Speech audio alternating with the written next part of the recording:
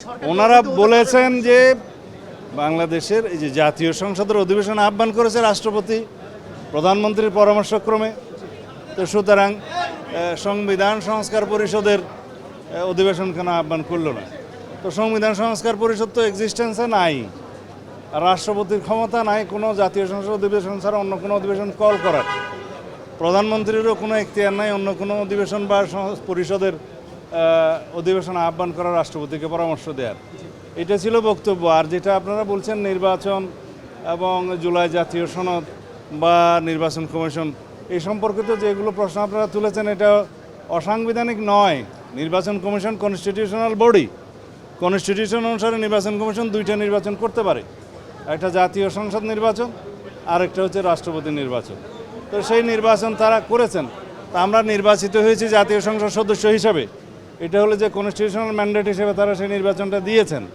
তা এখন সেই সংসদ সদস্যদেরকে নিয়ে অধিবেশন আহ্বান করা হয়েছে, আমরা ওথ টেকিং করেছি, শপথ নিয়েছি, সেটা এখানে চলছে।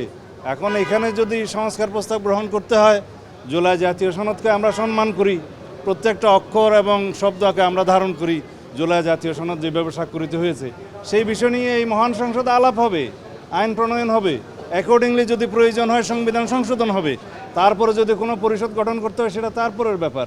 তা আমরা কনস্টিটিউশনালি যাই, আমরা কোনো কিছুই অস্বীকার করছি না, কিন্তু আমরা বলছি যেটা আমরা সংবিধান মেনে চলতে পারি।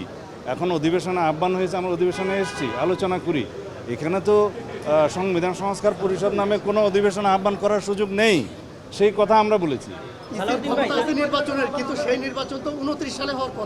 সেটা ঠিক বলেন নাই আপনি।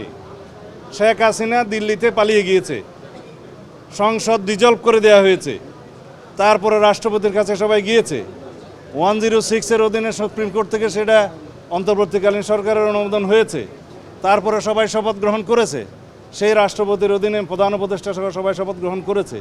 106 আর্টিকেলে সব কিছু বলা আছে, যে সমস্ত বিধান সংবিধানের অ্যাব্রোগেটেড হয়ে যাওয়ার কথা সেটা যাতে না হয়, বৈধতা থাকে, সেই জন্যই সুপ্রিম কোর্ট 106 অনুসারে মতামত দিয়েছে। এবং কথা থাকতে পারে 90 দিনের ভিতর কেন ইলেকশন হলো না, সেই জন্যই 106-এ বলা আছে যে অন্তর্বর্তী সরকারের কোনো মেয়াদ দেওয়া ছিল না, তত্ত্বাবধায়ক সরকারের মেয়াদ থাকে, এবং তারা সেই অনুপাতে আইন প্রণয়ন করেছে। সেই আইনগুলো আমরা রেটিফিকেশন করব, সংবিধানের 4th তফসিলে সেইগুলো রেটিফিকেশন দেওয়া হবে, ধারণ করা হবে। এই সরকারের অন্তর্বর্তীকালীন সরকারের সমস্ত কর্মকাণ্ডকে এগুলোকে বৈধতা দেওয়া হবে, তার মধ্য দিয়ে সব কিছুই লেজিটিমেসি পাবে। আশা করি সবাই বুঝেছেন। থ্যাংক ইউ ভাই ভাই এই নতুন